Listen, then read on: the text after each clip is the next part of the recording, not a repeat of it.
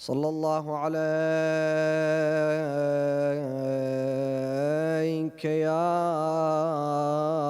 رسول الله. صلى الله وسلم عليك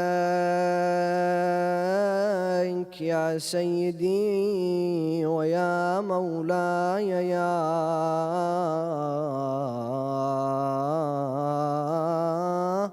أبا عبد الله. يا رحمة الله الواسعة ويا باب نجاة الأمة، غريب مظلوم كربلاء. يا ليتنا كنا معكم سادتي فنفوز فوزا عظيما.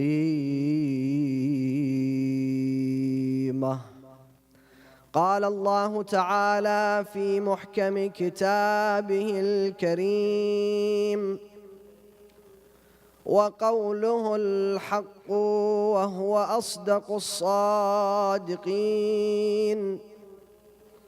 أعوذ بالله من الشيطان الرجيم. بسم الله الرحمن الرحيم. وإذا قرئ القرآن فاستمعوا له وأنصتوا لعلكم ترحمون.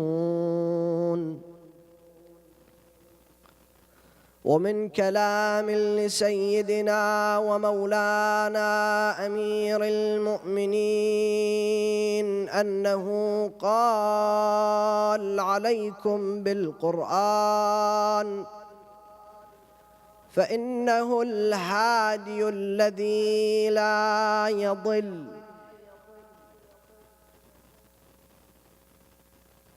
والصاحب الذي لا يكذب. ما جالسه أحد إلا وقام عنه بزيادة ونقصان،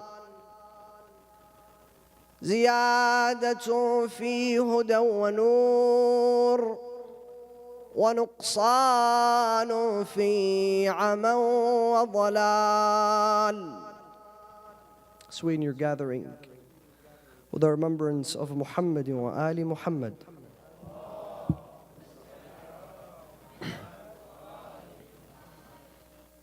as a gift to the soul of Sayyidina wa Maulana Rasulullah and his honorable and dignified and purified progeny, recite the second salawat.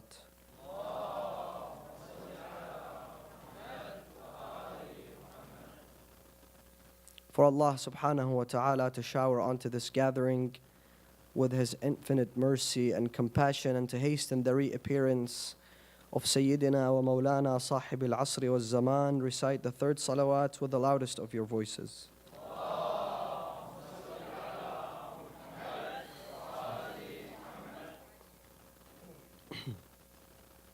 Al-Imam Amir al-Mu'mineen was asked, the commander of the faithful, in regards to the Holy Quran. And in one of his most beautiful sermons, he describes the Holy Quran in the following manner. He says, indeed, the Quran is a guide that will never take you astray.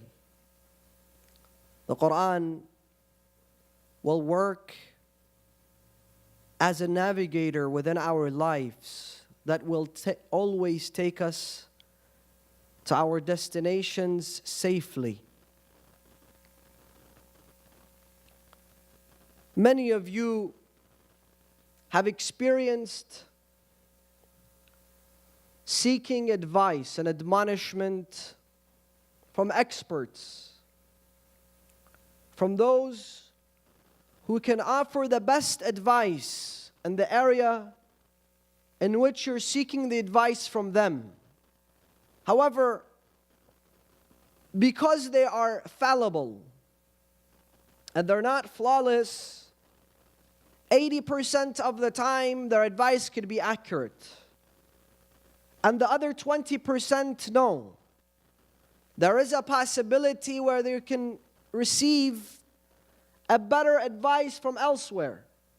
Or you've all tried using the navigation system where 90%, 95%, 99% of the time, this navigation system or GPS system within your car will take you to your final destination safely.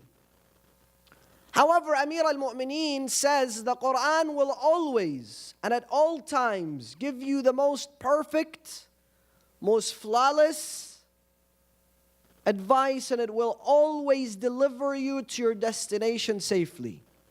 Second, the Quran is a friend. Which type of friend? A friend that never lies. And we all have friends. And we try to seek the best of friends. Friends whom do not act like a mirage in our lives. What do I mean? I mean, sometimes we have certain friends who try to help us, who try to give us good advice, but instead they drag us into miseries and difficulties and create different pains within our lives. Amir al-Mu'mineen says this friend, the Quran, never lies. Some of your friends may say the truth and tell the truth 90% of the time, but 10% of the time they might lie for personal reasons. You may have 10 friends, 9 of them never lie, but one of them will end up lying somewhere down the line in that relationship. Amir al-Mu'mineen says this friend will never lie to you. And he continues to describe the Quran until he reaches this beautiful segment. He says, no one will spend time with the Quran, quality time with the Quran, and get up from that quality time after an increase and a decrease. An increase in guidance, an increase in awareness, an increase in knowledge. Allah subhanahu wa ta'ala certainly does not want confused believers, confused mu'mineen. Allah waliyu alladhina amanu yukhrijahum min al-dhulumat ila an-nur. Allah wants us to always have certainty, to be firm, not to be confused, not to be lost, indecisive. And then there will also be a decrease. A decrease in what? A decrease in unawareness, a decrease in confusion, a decrease in ignorance. And like I stated yesterday, my dear brothers and sisters, friends, the central theme of our discussions, our presentations, our majalis, our gatherings, and the holy month of Muharram, and the nights and the days of Ashura, must be the Holy Quran. We should not spend our time with stories, with dreams, with speaking to individuals in a manner in which after the lecture, after the majlis, after the presentation is over, they leave and they feel we haven't gained anything. My life will not change after this discussion. I feel nothing of my knowledge increased after this majlis. And in order for us to do that is when we allow the Quran to be the central theme of our discussions. For the Quran is not only our Imam, is not only our leader, but the Imam and the leader of Al-Imam al-Hussein salawatullahi alayhi himself. Amir al-Mu'mineen, speaking to his sons Al-Hasan wal-Hussein, says to them, Allah, Allah, بالقرآن لا يسبقنكم العمل به غيركم. You see, when Amir al-Mu'mineen uses the most glorified, the holiest, most blessed name, not once, but twice, Allah, Allah. Amir al-Mu'mineen doesn't use the word or the name Allah like we do. No, no, no. Allah, Allah. Speaking to whom? To the masters of youth of paradise. To get their attention. Then he says, Bil Quran. Take care of the Quran. Do not allow anyone else besides you to proceed in implementing the Quran before you. The Quran speaks of bravery. You shall be the bravest. The Quran speaks of generosity. You shall be the most generous. The Quran speaks wal-afu. You should be able to control your anger and forgive. The Quran speaks of kindness and mercy and compassion. We should be kind, forgiving. The Quran also says, Bismillah ar-Rahman ar-Rahim, Ya ayyuhan nasu inna khalaqnakum min dhakarin wa untha. We've created all of you from one male and one female. Your father is Adam and your mother is Eve. وَجَعَلْنَاكُمْ شُعُوبًا وَقَبَائِلْ لِتَعَارَفُوا. And then we put you in different colors and ethnicities and tribes so that you may get to know one another. Then Allah says, إِنَّ أَكْرَمَكُمْ عِنْدَ اللَّهِ أَتْقَاكُمْ. The most noble of you, the one with a higher status of you, is the one with more taqwa. Whoever's closer to Allah subhanahu wa ta'ala. And closeness to Allah, brothers and sisters, isn't something where we calculate, we define. We say this person is holy, this person is not holy. This person is the closest person to Allah. This person is far away from Allah. This isn't in our hand. Rasulullah sallallahu alayhi wa alihi wa sallam says, Inna Allah yanzuru liqulubikum wa la yanzuru li suwarikum. Allah looks at your hearts, your intentions, our thought process. Wa la yanzuru li suwarikum. Allah doesn't look at my title, how I dress, how I speak. Because Allah subhanahu wa ta'ala knows the moments in which no one else knows of. Allah is aware of that which no one else is aware of. لا تخفى عليه خافية. We cannot hide anything from Allah subhanahu wa ta'ala. So the message of the Quran is not for us to have centers and Islamic institutions based on color, race, nationality, language. And not for us to follow cults based on their titles and their names. This is the message of the Quran. When Amir al-Mu'mineen says, Allah, Allah bil Quran, اجعلوه إمامكم وقائدكم. Let your Quran, let the Quran be your imam, your guide. And you shall follow the Quran. And I said this yesterday, not only Amir al-Mu'mineen and Imam Hassan and Imam Hussein must follow the Quran. Rasulullah himself, his imam is the Quran. اتبع ما يوحى إليك. Follow the wahi. The wahi is what? The Quran. So we read the Quran year in, year out. We recite the Quran. We hear of its verses. But do we contemplate on its verses? Do we try to incorporate the lessons of the Quran in our lives?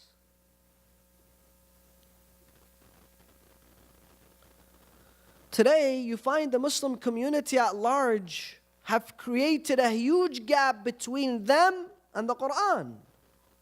Why? Because the ayah that I read onto you just now speaks of equality. Equality of all human beings, meaning all human beings are created equal. And we find that now when millions and millions of people are trying to seek refuge from Syria, from different Muslim countries, the Quran says, Rasulullah says, if we keep the Quran as our guide, we must be the first ones to give them a secure home. We must be the ones that would extend our arms of help and assistance to them. We must be the ones that will care for them and show them mercy and compassion. However, because the Quran has now become only ink on paper, قرأوا آياته وسردوا حروفه وضيعوا حدوده. We read the verses, we count the letters, but we've forgotten the message. Therefore, I emphasize, brothers and sisters, we must allow ourselves to spend quality time with the Quran, not time in close proximity with the Quran. What do I mean? Sometimes we spend time with the Quran while it's being recited. Just now the brother recited the Quran. We go to vigils, majalis al-Fatiha, and they're reading the Quran. For example, in the time of New Year's, we read the Quran. When someone's traveling, he kisses the Quran and he goes underneath the Quran. This is spending time in close proximity with the Quran. We have a Quran on our bookshelves. This is close proximity to the Quran. But the Quran wants quality time from us. And that's what the ayah says. وَإِذَا قُرِئَ الْقُرْآنِ. If the Quran is being recited, don't just, okay, the Quran is being recited, we listen. No. فَاسْتَمِعُوا لَهُ. Listen carefully. Pay attention. وَأَنصِتُوا. Don't speak. Don't do anything else. Dedicate your time to that moment which the Quran is being recited so that you may understand. And that message may affect your life and then change your fate. Every letter and every word from the Quran contains knowledge, contains nur.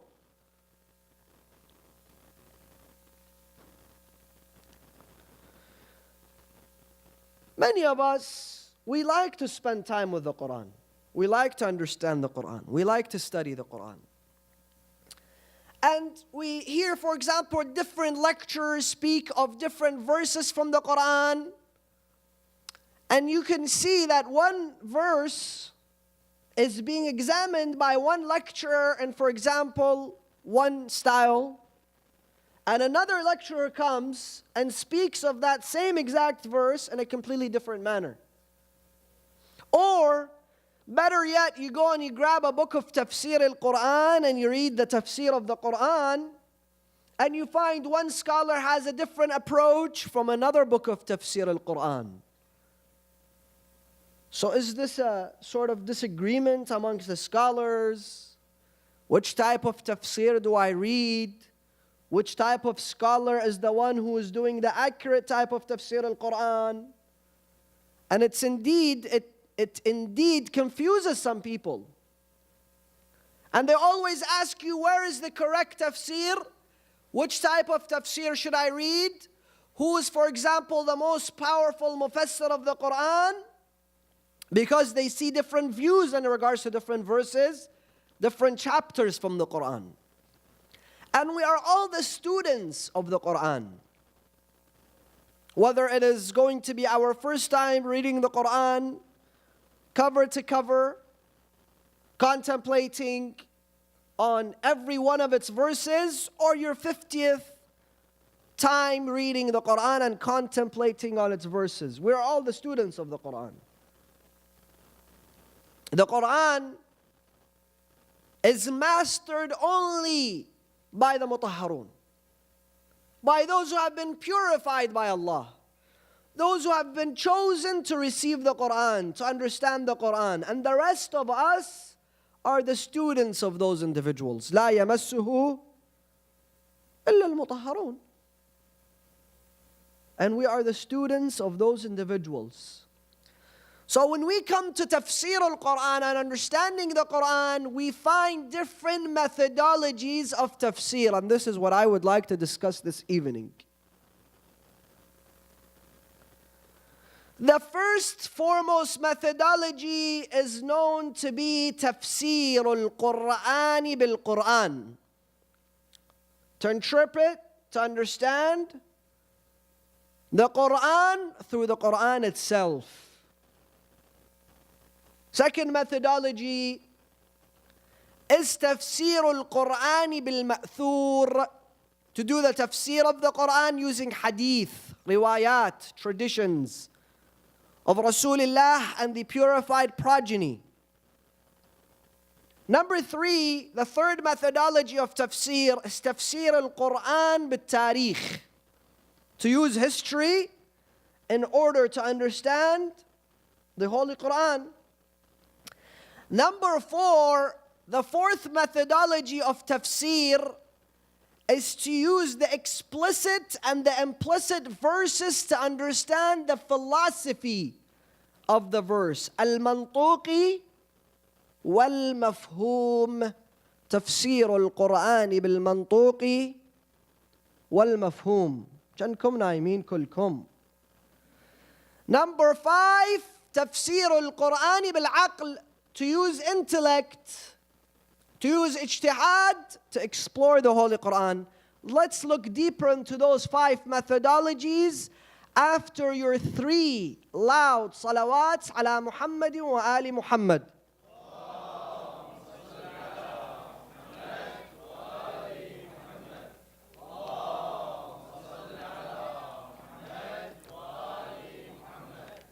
اللهم صل على محمد وآل محمد.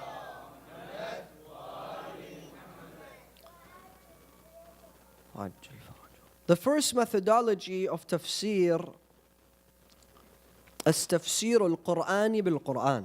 To understand the Quran within the Quran itself, within the messages of the Quran itself. What do I mean? I mean we come across one ayah from the Quran, and then we say this ayah then tells us the opinion of the Quran in regards to, for example, the people of the book. Or this ayah comes and tell us the opinion of the Quran in regards to, for example, marriage. This ayah comes and tells us the opinion of the Quran, for example, in regards to business transactions. And that is incorrect. We must peruse through the entire book, study and contemplate the entire book, and accumulate every verse that speaks of business transactions. Then we can understand the Islamic concept, the Quranic concept, in regards to business. Then we accumulate all the verses in regards to marriage. We put them together, then we understand the Quranic philosophy in regards to marriage. We come and we accumulate all the verses, for example, in regards to divorce laws or inheritance laws.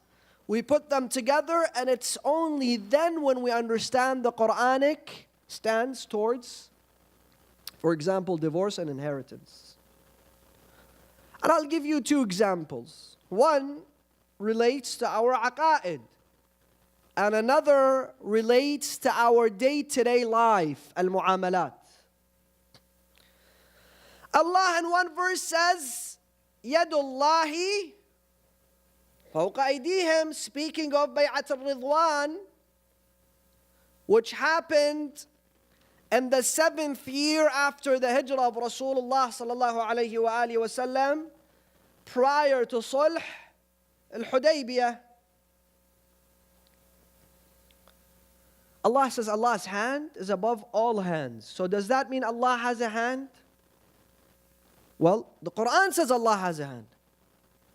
It's clear. The Quran says Allah has a hand. So why do I come and say Allah doesn't have a hand?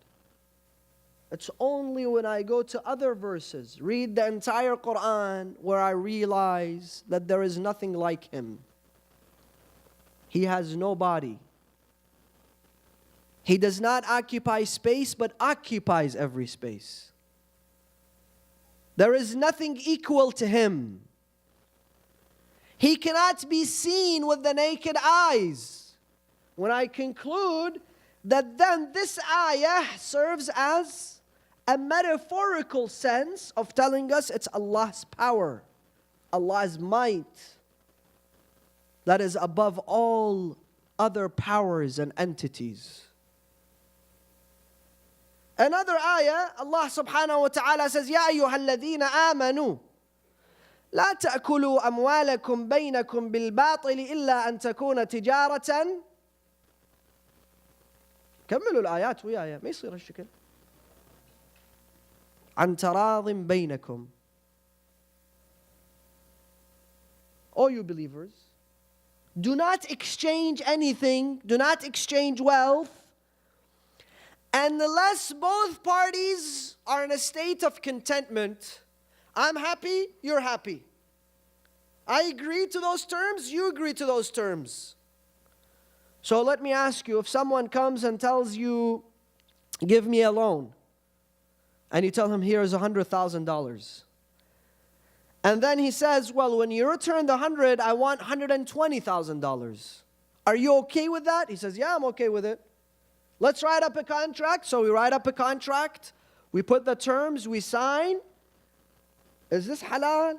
Allah says, yeah. If you take wealth from each other, an agreement, it's okay. But that's only when you read one verse from the Quran. أحل الله البيع وحرم الربا. It's only when I read both verses, put them next to each other, is when I understand the Holy Quran. So Al-Quran يفسر بعضه بعضا. It completes itself after contemplation, after looking at the entire book. And that is why a lot of the enemies of Islam, they will take several verses, one verse from here, and one verse from here, and one verse from here, and they'll tell you that Islam is against all other faiths. Islam is against everyone that doesn't believe in, for example, the message of Muhammad. Islam speaks of killing the non-believers, and that is not the case. When we put those ayat together, we understand that Allah subhanahu wa ta'ala, no, honors every human being, gives them freedom to choose, and Islam does not call on to its adherers to go after people because of their faith, because of what they believe in. Islam is the religion that promotes freedom in all its sense. وَإِذَا جَنَحُوا لِلسِّلْمِ فَاجْنَحْ لَهَا وَتَوَكَّلْ عَلَى اللَّهِ. Ya Rasulullah, in any sort of way, if there is a peaceful resolution, then you take that peaceful route. وَتَوَكَّلْ عَلَى اللَّهِ. The second methodology of tafsir is tafsir al-Qur'an bil-ma'thur, to use hadith to examine the Quran. And some people which do not understand the Quran and history and until today will tell you, Hasbuna kitabullah. We only need kitabullah. We don't need anything else. We need the Quran. The Quran is the imam for us, and that's all we need.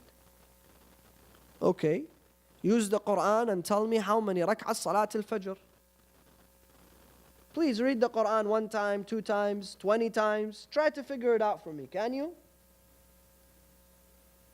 Tell me how many rak'ah salat al-maghrib. Is it possible? Allah says, establish salah and pay zakah. Okay, I have 100 sheep. What is the zakat on those 100 sheep, camels? Tell me from the Quran. Is it possible? I want to do tawaf. How many rounds do I do tawaf? Tell me from the Quran. I want to do sa'i. Tell me how to perform my sa'i between Safa and Marwa from the Quran. And same goes for all the laws and regulations within the religion of Islam. So we are then in need of hadith. And we have several types of hadith in regards to the Quran. The very first type of hadith is hadith which is muwaddih towards the Quran. It explains the messages of the Quran.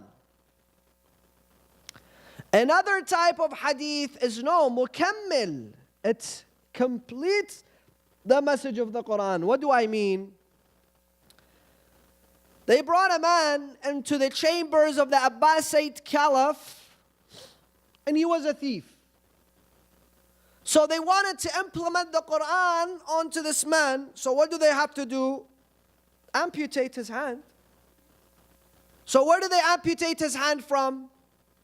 There was disagreement amongst the scholars. And there was a young man there.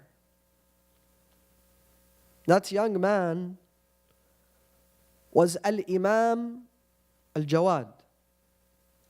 Salawatullahi alayhi. When all the scholars gave their opinion, Imam Al-Jawad said, you amputate the 4 fingers. Why? Because Allah in another verse says, إِنَّ الْمَسَاجِدَ لِلَّهِ. The masjid of this person, the place of sujood belongs to Allah. Do not take it away from him. This means that this hadith completes the message of the Quran. Now, which type of hadith explains? The hadith from Amir al-Mu'mineen, that not any thief you find him, he stole a bag of chips, you amputate his hand. No. Amir al-Mu'mineen, in some traditions, has given 17. According to one of the scholars I found, he gave 21 restrictions before the hand of this poor thief is amputated. One is that there shall be no poverty. Now tell me, in the countries where they amputate the hand of the thief, is there poverty? Why is this guy stealing? Is it not because he's hungry? Another, he says the amount which is being stolen should be greater than the diyah of the hand of this person. It should be worth more than his hand. Because in Islam, every limb has a diyah. Third, what is being stolen should be protected, well protected. Meaning this guy has to break in, go into the safe box, shut down the alarm, and then steal. Fourth, it shouldn't be his first time stealing. The first time you tell him, listen, if you steal again, there's going to be a punishment, be careful. Second, third time, no, we realize this guy has a habit. He's not going to stop.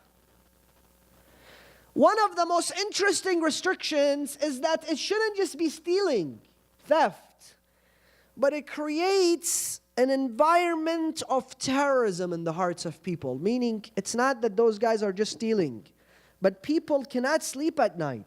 They cannot establish a business. He's not going to open a deli. He's not going to open a jewelry. Why? Because as soon as he opens, he's afraid that he's going to get a visit from the thieves. And today, in those countries where the hand of the thief is being amputated, there's a much bigger hand that needs to be amputated first. It's not hand. It's hand and leg and everything. The big thief is sitting there, spending billions and billions, making toilets out of gold.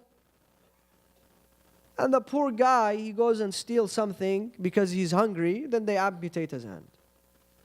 So the job of the hadith is to explain The job of the hadith is to complete the message of the Quran. Third is that we can only understand tafsir of the Quran by also looking at history. Without examining history, sometimes a lot of the verses also put next to hadiths will not be as clear. As in, sometimes you look at history and you look at a verse and you're certain that this hadith is fabricated. You're certain that this hadith is madsus. This hadith is mawdu'. I'll give you one example. If you look at the biography of Abu Talib, when he took the Muslim community into Shi'b, Abu Talib, who spent on the Muslim community? Who catered for them? Who secured them? Who spent money on them? Who made sure that they live in an environment of peace? Abu Talib. If Abu Talib was not a believer, he would have went to his nephew Muhammad and he would have told him, Ya Muhammad, I am your nephew. I am like your father. You grew up in my home. And this is nonsense. I want you to stop. No. He says, I will defend you. I will stand with you. I will allow my son to sacrifice his life for you. Now, this person, when he dies, if a hadith tells you that Rasulullah, for example, prayed on him, and when he prayed on him, they asked him, why did you pray on him? He said, because he was in the deepest level of Jahannam. I prayed on him and now he's in a better level of Jahannam. Then you automatically look at that hadith and you tell him, history tells us otherwise. Or for example, when you read in the Quran of the battle of Badr, and you read some hadiths about Badr, you will not be as aware of exactly what happened in Badr after you read history of who was the one that opposed Rasulullah going out to the battle of Badr. Who was the one that said, Ya Rasulullah, we will be with you and we will support every decision that you make? Who was the one that stood bravely and, for example, killed the 3 of the bravest Arabs that had come forward from the side of Quraysh? Who is the one that killed 35 out of the 70 who were killed in the day of Badr? And who was the one that captivated 35 out of the 70 captives in the day of Badr? History tells you that. History also tells us that Amir al-Mu'mineen alayhi salam was not only the one who killed his opponent in the day of Badr and killed the opponent of Hamza, but he was the one that killed 35 out of the total of 70 men in the day of Badr. They took 70 prisoners, 35 of them Amir al-Mu'mineen, he was the one that tied them and took them as captives and brought them to Rasulullah. Not only that, history tells us that Allah on the day of Badr gave 1,000 angels to fight alongside the Muslimin, and He supported them. Those angels, according to the books of history, came down as men. And they resembled Ali ibn Abi Talib on the battlefield. Allahu Akbar. Why? Because those men standing on the other side would see Ali ibn Abi Talib and they would call him Al-Maut Al-Ahmar. And when they saw the malaika ala hay'ati Ali ibn Abi Talib, then Allah subhanahu wa ta'ala secured them the victory in the day of Badr. We can only understand all the verses in regards to Badr after we read history of Badr. Similarly, tafsir al-Quran, sometimes it is done by al-mantuqi wal-mafhum. the implicit and the explicit verses. For example, some verses are extremely explicit. وَلَا تَقُلْ لَهُمَا أُفٍّ وَلَا تَنْهَرْهُمَا. When you speak to your parents, you cannot even say uff to them. You have to be kind to them. You have to be compassionate. You have to deal with them with ihsan. This is explicitly said. You cannot. But what is being implied is that you cannot beat them. You cannot yell at them. You cannot watch them, for example, struggle and not help them. True? But this isn't in the ayah. This is the mafhum from the mantuq of the ayah. Similarly, for example, you come to an entire chapter in the Quran entitled Surah Al-Nisa. What is this? This is implement the explicitness is that there is a whole chapter dedicated to women. The philosophy behind it is that the Muslim community, in every society, in every time that they live, they must be the pioneers to change the situation of alaykum bil-dha'ifain. Women, the weakers within a society. And don't say, well, Sayyid, now we live in Canada, women are not even weak. No, we're not talking about you, your home, your family, your neighborhood. You know how many women still until today struggle and they cannot seek education? They cannot leave their homes? And sometimes we have extended family, and within the extended family you see a lot of troublesome things. Allah dedicates a whole chapter to Surah An-Nisa 1,400 years ago, meaning people, listen. You have to change the way you think of them. You have to change the way you deal with them. You have to honor them. You have to respect them. But until today, if someone wants to get married, if a young woman, for example, in some of the Arab countries wants to get married, first she has to ask her father, obviously. Then she has to ask her uncle. Then they have to seek the permission of her cousins. Why? Because she has no choice. She has to marry this cousin. But just in case she wasn't going to marry him, they have to go and ask him, are you okay with that if she marries someone else? Is this Islam?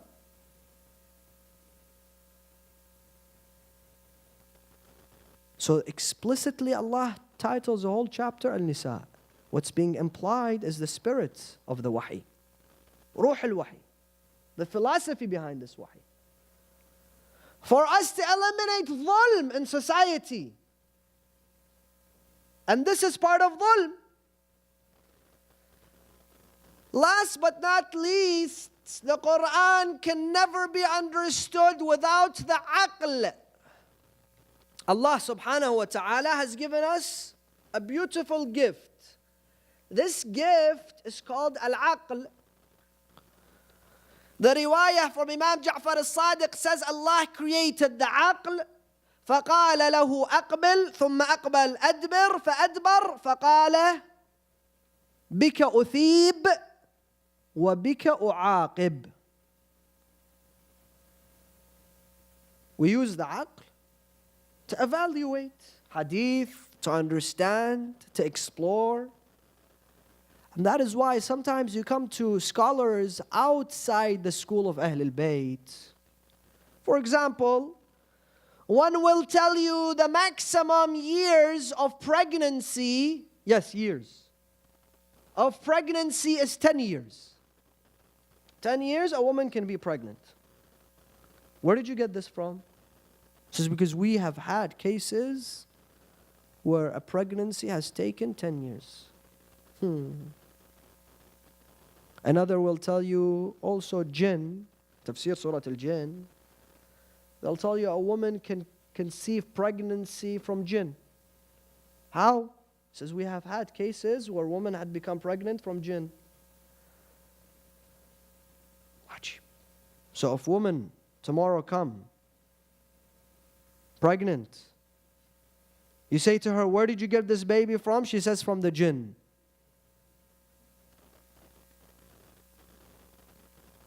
Or, for example, she got divorced 10 years ago. Today she's pregnant. Where did you get this baby from? My pregnancy this time, it decided to stay for 10 years. Where's the aql here? Where's the aql here? Similarly, when they came to the whole issue of irda' al-kabir, where was the aql there? And then the religion of Islam becomes a mockery. When an imam of a school of thought is sitting in his classroom and he says, listen, I have figured out something. Allah cannot punish shaitan on the day of judgment. Why? Because He created shaitan from fire, and He's going to end up throwing him in fire. So how is Allah going to punish shaitan? Imam al-Muslimin. Buhlul, he stood outside the class. He had a brick. He came out, he hit him with the brick, he started bleeding. They took him to the qadi, to the judge.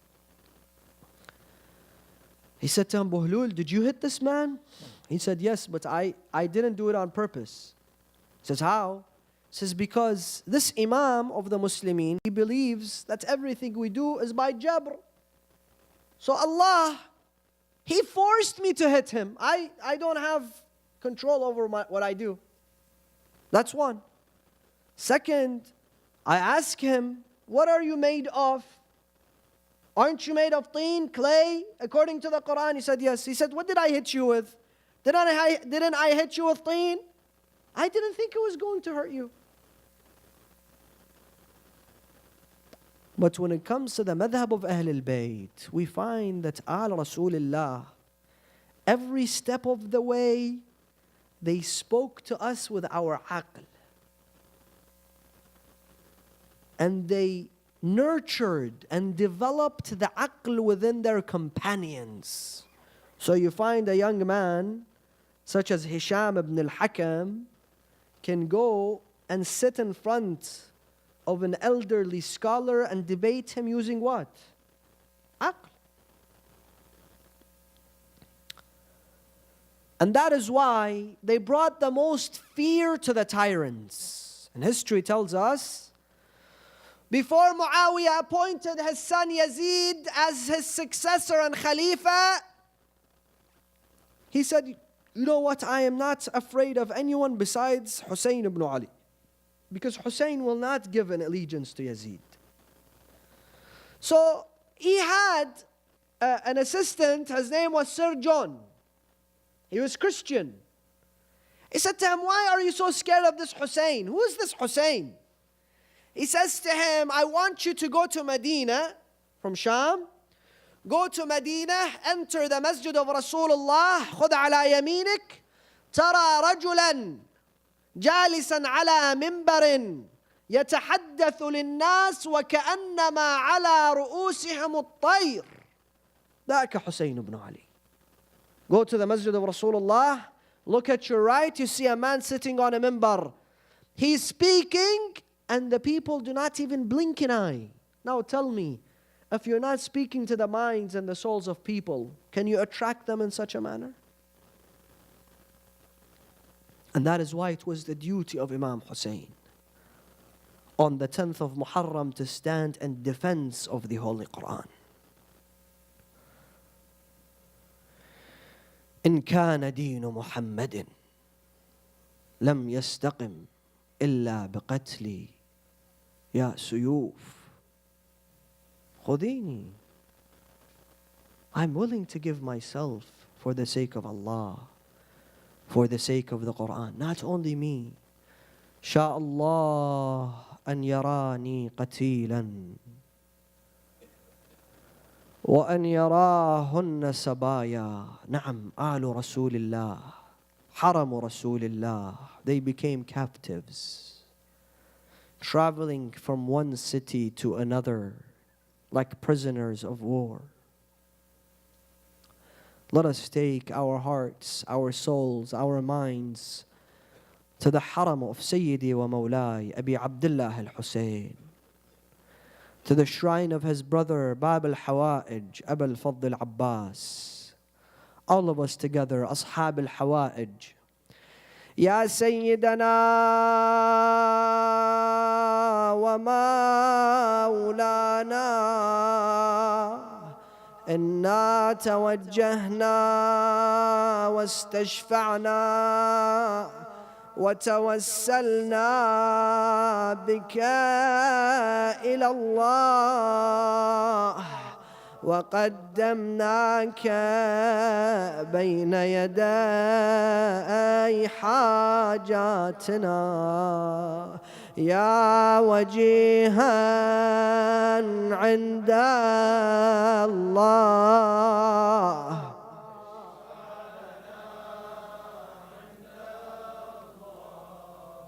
يا وجيها عند الله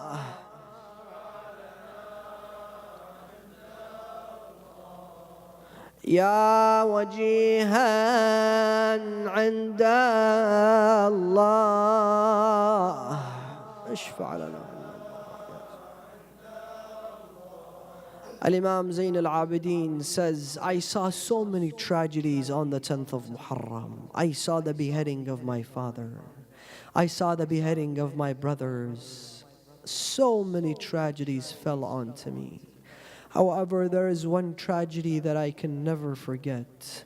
Every time they bring water in front of me and food, Al-Imam Zain al-Abidin says, خنقتني العبرة. I cannot hold myself and hold my cries. They said to him, Ya ibn Rasulullah, what was the worst of those tragedies? He says, كلما تذكرت فرار عمتي زينب من خيمة إلى خيمة تلاحق الأطفال خلقتني العبرة. He says, every time I recall how my aunt Zainab had to go from one tent to another, caring for the children and running after them while the tents were being burnt, I cannot hold my cries. What happened to Sayyida Zainab? She looked towards Medina. She looked towards Kufa. One side she looks at her father Amir al-Mu'mineen. She says, aren't you Qali' Khaybar? Aren't you Asadullah? Why aren't you here to see the situation of your daughter Zainab?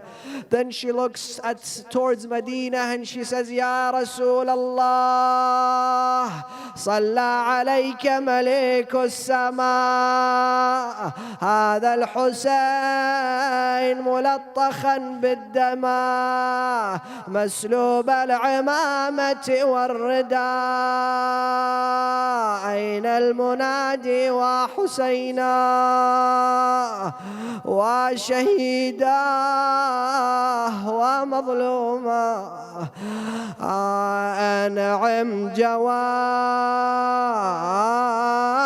يا حسين أما ترى إلك شباب أنعم جوابا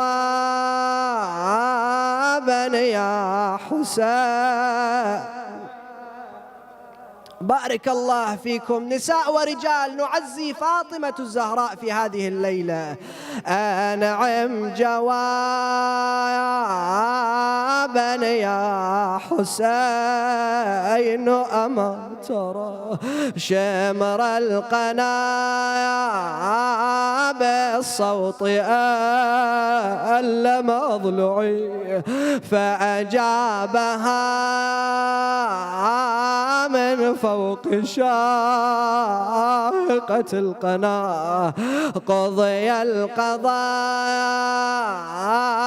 بما جرى فاسترجعي وتكفلي حال اليتامى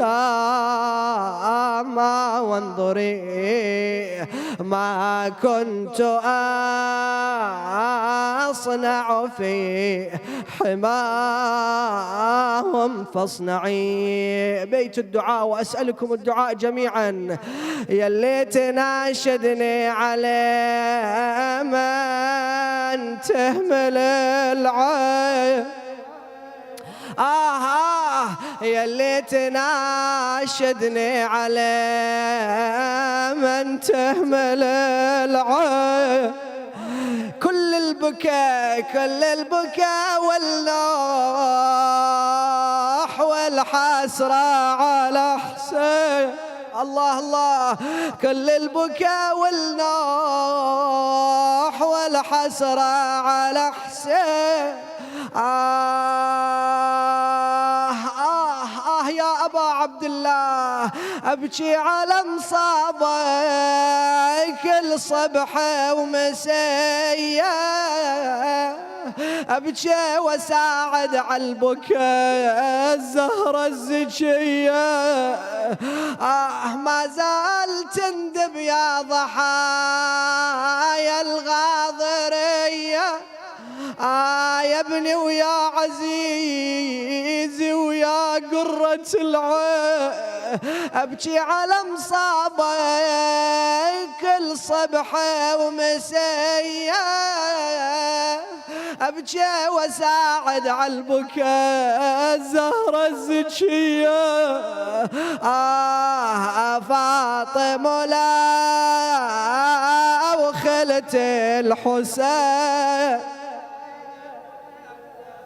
فاطم مع النساء مع فاطمة الزهراء. فاطمة لا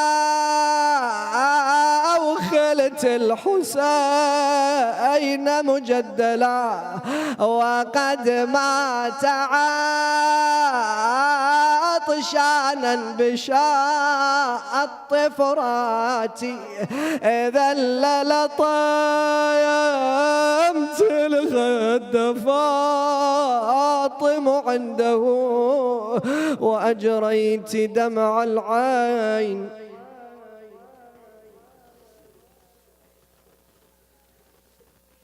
اللهم ارحم هذه العبارات.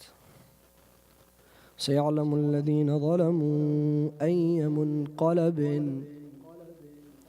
ينقلبون. إلهنا نسألك اللهم وندعوك باسمك العظيم الأعظم الأعز الأجل الأكرم، يا الله يا الله يا الله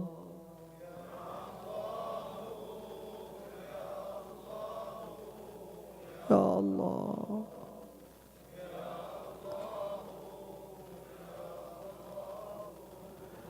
اللهم يا رحمن يا رحيم، ارفعوا أيديكم بالدعاء 3 مرات، نتوب إلى الله ونقول له: إلهي العفو، إلهي العفو. 3 مرات: إلهي التوبة، إلهي التوبة.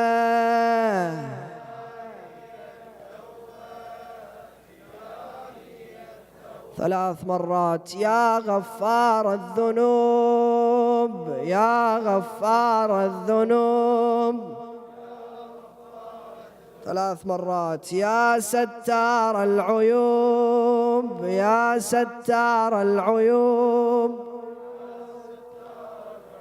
اللهم اغفر للمؤمنين والمؤمنات والمسلمين والمسلمات الأحياء منهم والأموات، تابع بيننا وبينهم بالخيرات، إنك مجيب الدعوات، إنك قاضي الحاجات، إنك على كل شيء قدير. اللهم شافي وعافي كل مريض، لا سيما المرضى المنظورين. اللهم أدخل على أهل القبور السرور. اللهم سد فقرنا بغناك، غير سوء حالنا بحسن حالك، واقض عنا الدين وأجرنا من الفقر، إنك على على كل شيء قدير.